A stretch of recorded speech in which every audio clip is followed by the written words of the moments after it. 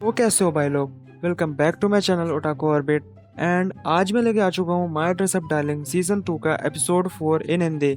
सो बिना किसी time waste किए let's begin the episode. Episode की शुरुआत में हमें टीचर दिखाई देती है जो कह रही होती है कि अब स्कूल में हम रशियन टोलेरेट सेलिब्रेट करने वाले हैं। तो बॉयज एंड गर्ल्स हमारे पास 2 वीक हैं प्रिपरेशन के लिए।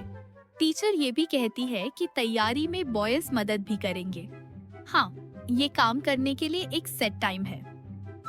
मॉर्निंग में लंच के बाद और स्कूल के बाद तुम थोड़ा टाइम के लिए ये सारे काम कर सकते हो। और अगर स्कूल खत्म होने के बाद भी तुम ये करते रहते हो तो हमारे पॉइंट माइनस होंगे। तो फिर यार एक बंदा कहता है पॉइंट पॉइंट कैसे? बंदी बताती है पॉइंट देखो इसलिए क्योंकि इस बार रैंकिंग सिस्टम है और हमें अपनी क्लास को फर्स्ट प्लेस लाना है। हर एक कस्टमर जो है वो 1 पॉइंट देगा। अगर हम रूल्स को फॉलो नहीं करेंगे तो हमारे पॉइंट काट दिए जाएंगे। और ध्यान रखना कि हम बेस्ट काम करें और हमारी क्लास का ही नंबर फर्स्ट आए। ये लोग काफी ज्यादा एक्साइटेड हो जाते हैं ये सारी बातें सुन के। टीचर बताती है कि देखो यार, अपना कल्चर फेस्टिवल 2 दिन में शुरू होने वाला है और दूसरे दिन में मैनी बैठता है। यहाँ पे एक ब्यूटी प्लेयर नाम का कंपटीशन होता है जो कि लड़कियों का होता है और जो भी वहाँ पे फर्स्ट आता है उसे एक्स्ट्रा पॉइंट मिलते हैं। भाइयों, एक गलती हो गई। ये लोग सारे मरीन को एंटर करने के लिए कहते हैं। टीचर एक चीज क्लियर करती है, देखो लड़की जो है वो लड़के का क्रॉस प्ले करेगी और लड़का लड़की का करेगा। इस कंपटीशन में जो भी पार्टिसिपेट करेगा उसे ऐसे ही करना होगा। मरीन चिल्लाने लगती है कि क्या मैं स्कूल में कॉस्प्ले करने वाली हूँ? और वो काफी ज्यादा खुश हो जाती है और अपना नाम लिखवा देती है। मरीन काफी ज्यादा एक्साइटेड हो जाती है और सबको कहने लगती है कि तुम्हें कोई दिक्कत तो नहीं है कि मैं एंटर कर रही हूँ। तो सबने कहा कि हमें तो तुम्हें एंटर करने के लिए कहा ही था। फिर मरीन पूछती है, वैसे मरीन, तुम किस कैरेक्टर का कॉस्प्ले करने वाली हो?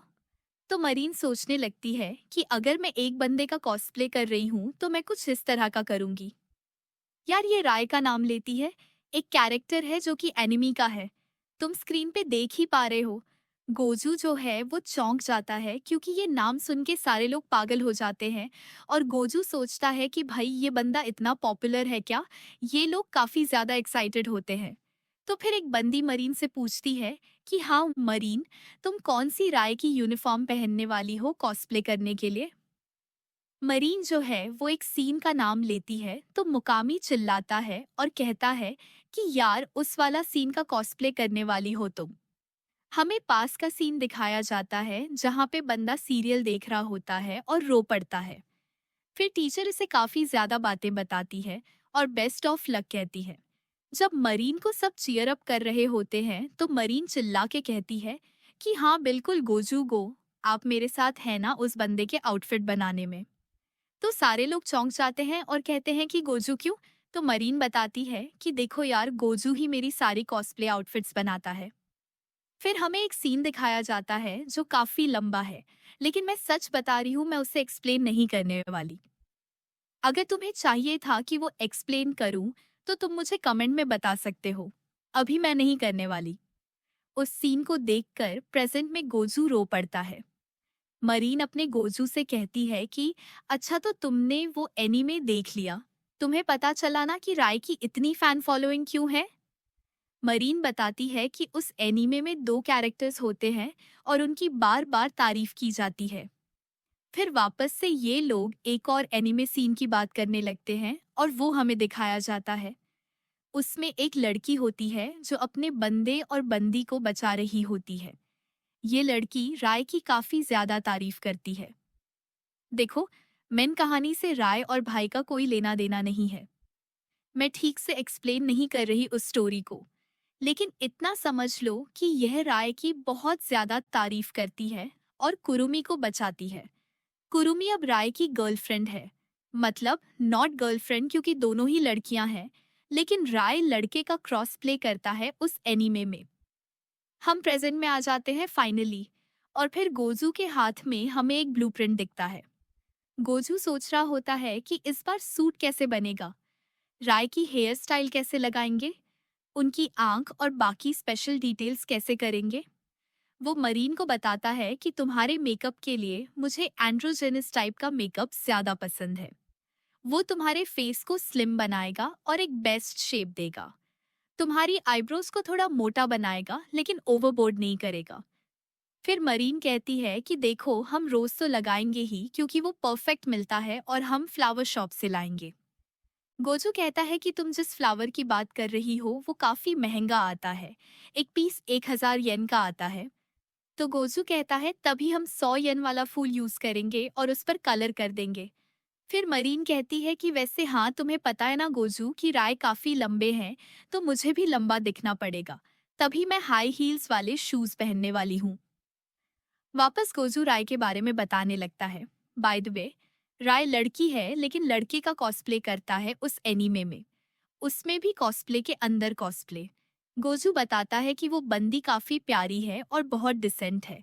वो प्रेसिडेंट भी बन गई क्योंकि सबने उससे पूछा था। मतलब वो कोई फेम की भूखी नहीं थी। फिर गोजू मरीन को बताता है कि इस पर हम ऐसा करेंगे, शर्ट ऐसी होगी, कोट ऐसा होगा। वो सब डिटेल्स बताता है। वैसे उस एनीमे के अंदर होस्ट नाम का एक ग्रुप होता है जो कॉस्प्ले करते हैं, और उनके सूट इतने बढ़िया कैसे हैं ये गोजू सोच रहा होता है। मरीन का फिगर पतला और कर्वी है, जबकि लड़कों का स्ट्रेट होता है। गोजू कहता है कि जितना मुझसे हो सके मैं मैच करूंगा, लेकिन तुम्हारी वेस्ट काफी कर्वी है, यानी कमर और पेट लचीला है, तो तुम बंदे की तरह बिल्कुल नहीं दिख पाओगी। ये सुनकर मरीन शर्माने लगती है क्योंकि उसे पता होता है कि गोजू को हर एक चीज का डिटेल पता है। गोजू कहता है कि हाँ मरीन, तुम क्या सोचती हो? तो मरीन चौंक जाती है और घबराकर कहती है कि अरे नहीं, हो जाएगा, कोई टेंशन नहीं। हमारे पास 2 हफ्ते हैं पूरे कल्चर फेस्टिवल के लिए, तो कोई दिक्कत नहीं। गोजू कहता है कि देखो, वैसे मरीन सुनो, मेरे पास अब टाइम कम है क्योंकि मुझे स्कूल में भी डेकोरेशन और इंटीरियर डिजाइन करना है। तो मैं तुम्हारा सूट कब बनाऊंगा? इसका मतलब यही है कि जब मैंने शिजुका सान की यूनिफॉर्म तुम्हारे लिए बनाई थी, इस बार मैं उससे भी कम टाइम दे पाऊंगा। यह सुनकर मरीन चौंक जाती है। थोड़ी देर बाद हमें सीन दिखाया जाता है जहां गोजू आगे चल रहा होता है और मरीन पीछे। मरीन कहती है, ए गोजू सुनो, मैं इस बार यूनिफॉर्म खुद ही बनाऊंगी। गोजू उसे सारी चीजें दे देता है जो यूनिफॉर्म बनाने के लिए चाहिए होती है। मरीन सोचती है कि शॉपिंग कितनी फन होती है गोजू के साथ, लेकिन आज गोजू नहीं है तो कितना फ्रस्ट्रेटेड हूं मैं। उधर गोजू परेशान होता है क्योंकि उसे बहुत सारा काम करना होता है। फिर गोजू क्लास में एंटर करता है। वहां बहुत शोर होता है लेकिन सब शांत हो जाते हैं। एक बंदा कहता है, गोजू क्या हाल मेरे भाई? गोजू कहता है कि मैं इंटीरियर डिजाइन पे काम कर रहा हूँ। तो बंदा कहता है कि तुझे यहाँ कोई काम करने की जरूरत नहीं है, तू मरीन का काम कर। ये लोग गोजू को समझाते हैं कि वो सुपर ह्यूमन नहीं है जो एक टाइम में दो दो काम कर पाए। गोजू इनकी बात मान लेता है। फिर ये लोग पूछते हैं कि वैसे मरीन कहाँ गई? गोजू कहता है कि वो कपड़ों की शॉपिंग के लिए गई है। तो ये लोग चिल्लाने लगते हैं और गोजू को वहां से भगा देते हैं कि जाओ उसकी मदद करो। गोजू तुरंत मरीन को फोन करता है और पूछता है कि आप अभी कहाँ हैं? मरीन कहती है कि मैं स्टेशन पर हूँ। गोजू कहता है कि वहीं रुकिएगा, मैं आपके साथ शॉपिंग पे आ रहा हूँ। फिर हम दोनों को शॉप में देखते हैं। वहां एक बंदा कहता है कि आज तो तुम दोनों काफी खुश लग रहे हो। गोजू सारी चीजें समझा देता है। वो बंदा इन्हें एक प्यारा सा फैब्रिक निकाल के देता है जो इन्हें बहुत पसंद आता है। फैब्रिक लेने के बाद ये दोनों काफी खुश हो जाते हैं। मिलते हैं न्यू वीडियो में। तब तक के लिए बाय बाय यार।